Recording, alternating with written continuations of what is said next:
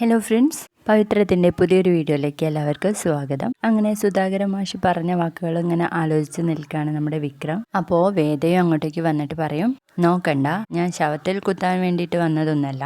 അപ്പോഴേക്കും വിക്രം അവിടുന്ന് എണീറ്റ് പോവാണ് കേട്ടോ. അയ്യോ, ഞാൻ അങ്ങനെയല്ല ഉദ്ദേശിച്ചത്, പറഞ്ഞത് മാറിപ്പോയതാ എന്ന് പറയണേ. പറഞ്ഞത് മാറിയിട്ടൊന്നുമില്ല, ഇപ്പോൾ ഇവിടെ ജീവിക്കുന്നത് ശവമായിട്ട് തന്നെയാന്ന് പറയാണ് വിക്രം. അങ്ങനെ തീരുമാനിച്ചത് നിങ്ങൾ തന്നെയല്ലേ? സ്വന്തം അച്ഛനോടും സഹോദരന്മാരോടും കലഹിച്ച് ഒരു രാഷ്ട്രീയ ഗുണ്ടയെ പോലെ ജീവിക്കുന്നത് നിങ്ങൾ തന്നെയല്ലേ?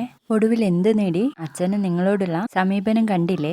അതെന്റെ മരണം വരെ മാറാനൊന്നും പോകുന്നില്ല എന്ന് വിക്രം പറയുമ്പോൾ, തെറ്റാണ്, നിങ്ങൾ മാറ്റാൻ തയ്യാറല്ല എന്ന് പറയൂ എന്ന് പറയാട്ടോ വേദ.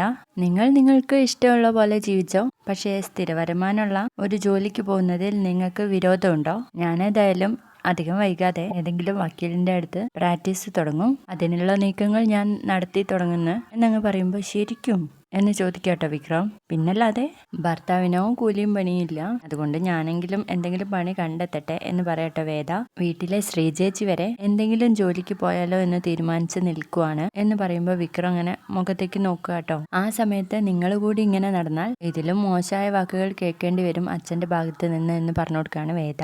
എനിക്ക് പറയാനേ പറ്റുള്ളൂ, ഉപദേശിച്ച് നന്നാക്കാനുള്ള പ്രായമൊക്കെ നിങ്ങൾക്ക് കഴിഞ്ഞു പോയി എന്ന് പറയാട്ടോ. ഇതും പറഞ്ഞുകൊണ്ട് വേദ അങ്ങ് പോവുകയാണേ.